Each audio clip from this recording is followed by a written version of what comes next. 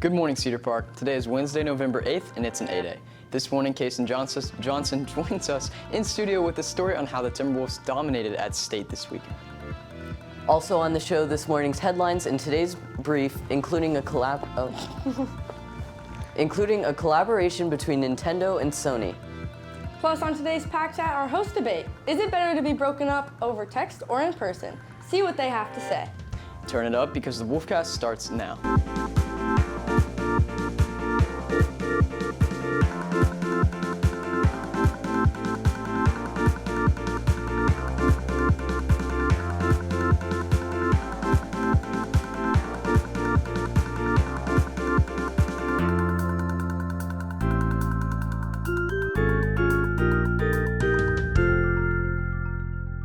Good morning, Cedar Park, and happy November. I'm Reed Cummins, and I'm here this morning with Lulu Lynch and Charles Corson, filling in for Kira Cox.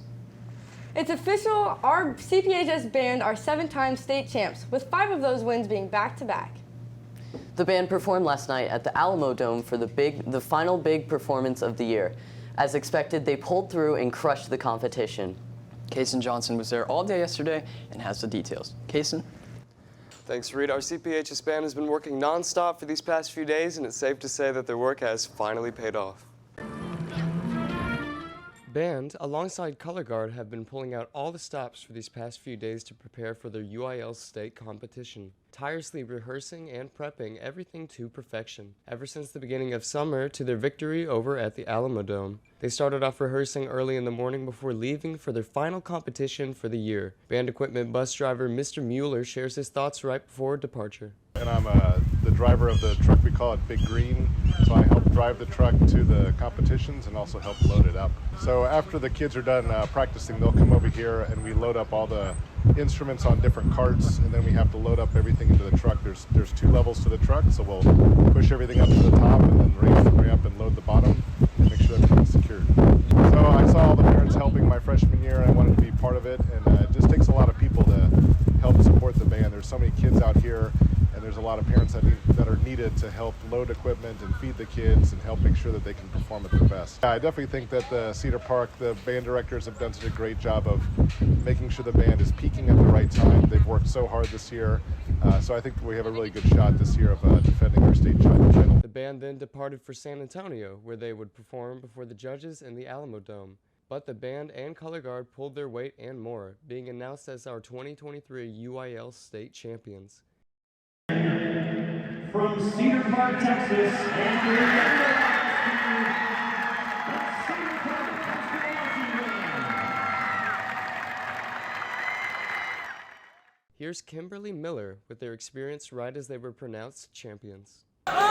Going into tonight was actually a little scary. The band didn't know what was going to happen at the end of the day. We have been fighting a long journey the entire season. We knew we won prelims, but we didn't know what was going to happen in finals. And that was crazy, as all the worry in the entire band. And it was amazing just to see the reactions of the entire band, like just how we all came together. This band has been the biggest family out of all my 4 years. And just like looking at them and just seeing all the smiles right now is crazy. I was freaking out.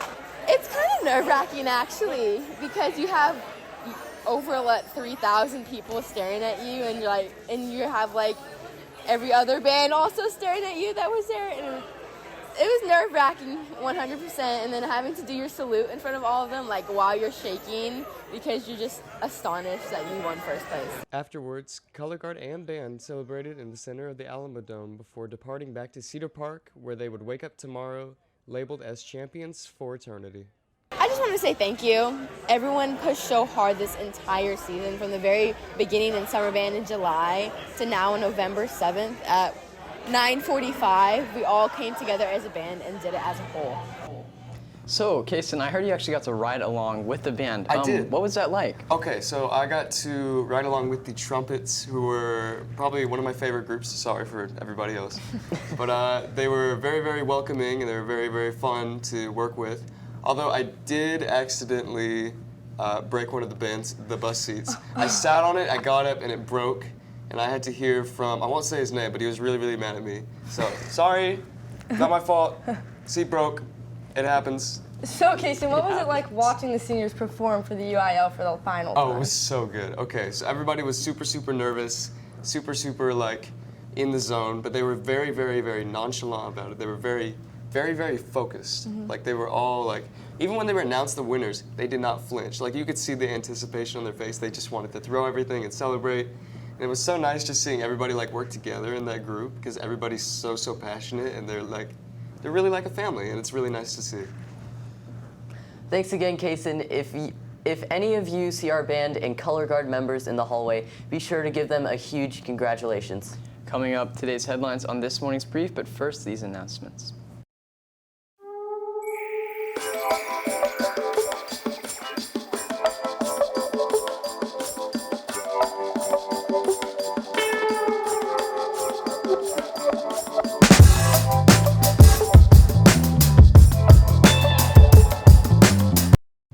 First, Greg Abbott has tried and failed once again in the school voucher fight.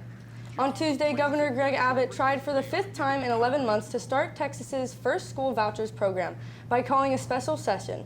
This program would give parents the option to redirect their taxes to underwriting the cost of private education. The law passed in the majority Republican Senate. However, it didn't pass in the House of Representatives. Next, winter weather is expected to set back in over the course of the following weeks. Despite the warm start to the weekend, the weather is expected to lower throughout the week, with Friday having a high of 61 degrees and low of 55 degrees, as well as low chances of thunderstorms and rain. According to the Farmer's Almanac, the winter will follow the pattern of the past two, with another possible winter storm mid-January. Finally, Sony and Nintendo will be working together in a live-action Legend of Zelda movie.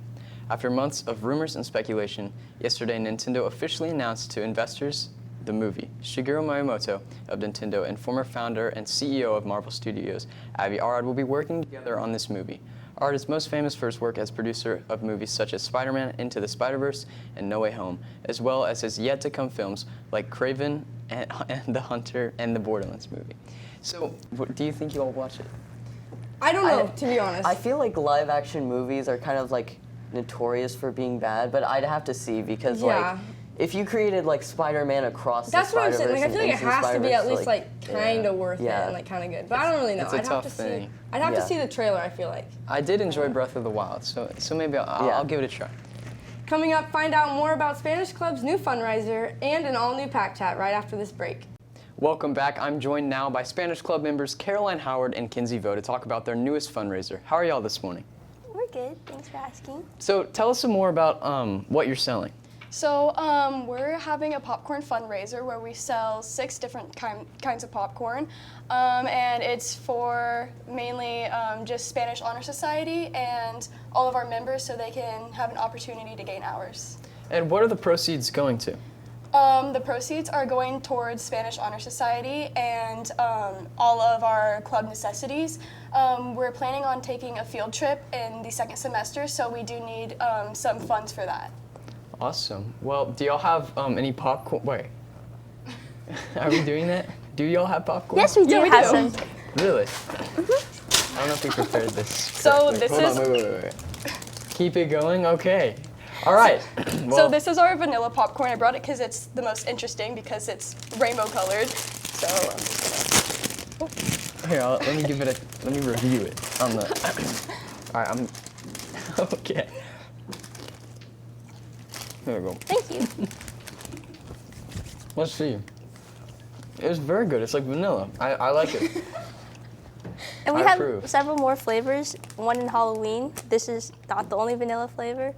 And we've already sold like over half of our popcorn so far. So I endorse it. Well, thank you all so much for joining us. Now let's go over to Millie Soares-Tobon for today's Pack Chat.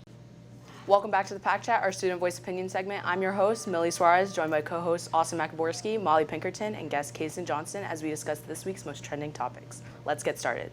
First up, stand-up comedian Bill Maher argues with Neil deGrasse Tyson on why he doesn't perform on college campuses. He says there are, quote, too woke. He then proceeded to tell Tyson that Generation Z is nuts and insane with other outlandish vocabulary. He mentions how he will not change the material of his content for the satisfaction of college students. So, do y'all think jokes that can be seen as offensive are funny? And are people being too sensitive? I think it depends on the audience. Yeah, I feel like it definitely depends on who's being asked the joke. Yeah, I would agree. If you're a comedian, you should preach to a target audience, and if Yeah. you know they're not a part of that demographic, then Okay, but if you're a comedian, I don't you're a think that comedian, applies to I you because feel that's like your it's like- job. Yeah, that's You're your job, so supposed I to be feel like like that. yeah, Your job it's- is to be funny, well, and true, yeah. but And most some- people find like controversial stuff like that funny. Exactly, it's fun. Yeah, like Dave other Chappelle as an example, he's like a more known, You should like treat it- controversial, yeah. Yeah. like stand-up comedian, and people think he's hilarious. But maybe like he just doesn't want to perform at college campuses because he's like, maybe he's just like not funny or Maybe he's something. just Because I've sick never of heard of that college guy. I would say treat it as like you came to a comedy show. He's Yeah. a comedian. He's Yeah. paid to do this. This is his job. Yeah. To be funny. yeah, you shouldn't be taking jokes seriously. Yeah, that's like Especially, that's yeah. like people know like stand-up comedian like Exactly. I feel like that's like a realm where like all jokes like I think they can like get a pass because like that's like a joke. Yeah, if Like, you're at a it's, like, comedy not, show and if you're like- feeling offended in any way after going to a comedy show, like why are you there? Yeah. I feel like real. every comedy show is like exactly like that too. That's the thing. Like every comedy show is like, oh, Yeah. like As is long this, as you can I treat say it, yeah. this? As Yeah, long maybe as he you just treat it doesn't as want to like- go because he's just like he knows he's not funny. Yeah. Like he's just not getting the laughs. I don't know. Okay, next a TikToker known as Kelsey Russell is trying to ignite the journalism light in Gen Z. Russell makes quick and easy 10-minute TikToks showing teens the news and why it's important to know about things happening all around the world. Not these hospitals just making money from firing these nurses. It's honestly so messy, but my name is Kelsey. I read different forms of print media, and today I have a new magazine that I think is going to be my favorite magazine, Mother Jones. Oh my God. Oh my God. She reads full newspaper articles to her viewers in such an engaging way her followers cannot get enough. So do y'all think this generation should be more involved in like the news and stuff? I feel like yes, because we are the news for our school. For real. So I feel like everyone should pay attention to the news more, and it's like so informational. But like, there's so many other sources that so many people get their news from now. It's like you don't know like what's true, what's false. Do you and read all the this. newspaper? No. Okay, well, there you newspaper go. is a little old-timey, a little, but what we do, the Wolfcast, I feel like if more people watch, more people will be informed. So I think Kelsey Russell, like her showing the newspaper, is just like showing like a lot of other outlets that could be used I like besides that like TikTok, idea. Twitter, you know. But feel is like- she like? yeah. Sorry, is she still like in credit though? Like, does she like still like? You know what I'm saying? No, Does she literally she pulls out a paper She's newspaper getting credit. and is she she getting credit? Oh, No, for giving what? credit. Is she Giving giving credit to the writers? Oh, is she, yeah, she literally like she goes on her phone. She like talks about the like newspaper she reads. She reads magazines Like as the well. authors and Yeah, I would assume so. She Authors. like she like Not shows the authors. newspaper, and like she like highlights stuff. She like annotates it. She like really like says all her thoughts about it. And I would assume she'd give credit. Like she shows the whole newspaper, you know. Yeah, I think that's a good way to show the news in a different way. It's Yeah. more engaging. yeah. Okay. And finally, the author of a Cosmopolitan article wrote about how she'd much rather get broken up with over text. She says how it would be much easier than to compose yourself face to face with someone. She mentions that there is no good way to break up with someone, even though a breakup message through text is most frowned upon. So how would y'all break the news to a significant other? Well, I think really any significant or important information should be shared face to face. I don't think you can really give anything that's like that through text and have it be meaningful. Any meaningful information. How do you And feel I about that, know- Molly? I personally, I feel like over text isn't that bad because Cancel. me personally, like I don't like crunch. You don't like looking people in the eyes No, and be like, like, I hey, just, like- She doesn't like it's not a thing no confrontation. more. Yes, I don't confrontation. like that, and it just like I don't know. I just I feel like can't do everyone that. should so build their scary? character. Like it would make me too vulnerable. Like you know what I'm saying? Like Is it I an don't eye like being contact thing, or- vulnerable. No, like it's not an I eye mean, contact. I thing. could just see where don't I like could see where talking. you're coming from, but me personally, I just wouldn't break up with somebody. I would like. You can't. If- No, but okay, but like, if you got wait, broken up with, Okay, but listen, this is if what I would you wanted would to. you rather be broken up over text or face to face? I would, See, that's a good question. I would I would rather be be broken- okay. I would That's what you actually gotta rather think be about. broken up with face to face. Really? Yeah. But I wouldn't break up with somebody. If I wanted to break up with somebody, I would do things to make them break up with me. I would. Are you trying because to I end the wouldn't- relationship, or are you just Well, like I don't. you giving the opposite of a sign? Yeah. Wow. I wouldn't break up with somebody though. I would let them break up with me. But it would have to be face to face because that's just better. just Because if it don't was like over text, I'd be like, wow, you I really, just you feel really like- didn't care about me. I just feel like huh? it's harder for people to handle over face to face, but yeah.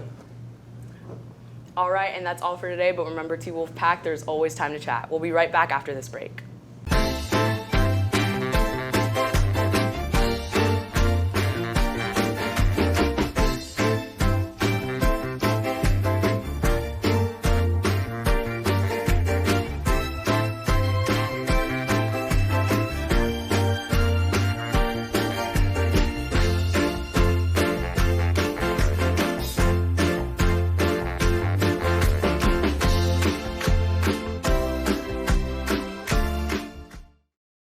Now it's time for your pet of the week. This week's pet of the week is Ben Beam's dog, Hannah.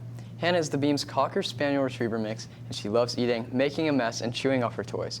But the Beams love her from the bottom of their hearts. If you'd like your pet to be featured on Pet of the Week, direct message us on our Instagram account at CPHS News, or tweet us your videos and a short bio of your pet. And that's all we have for you guys today. Thank you for taking the time to join us during your den. You can catch anything you missed and more on our X, YouTube, or TikTok at CPHS News. Catch tomorrow's show for a feature package on veteran Tara Jo Frost. With CPHS News, I'm Lou Lynch. I'm Charles Corson, in for Kira Cox. And I'm Reed Cummins. Remember to make it a great day or not, the choice is yours. Have a wintry wind to stay Cedar Park.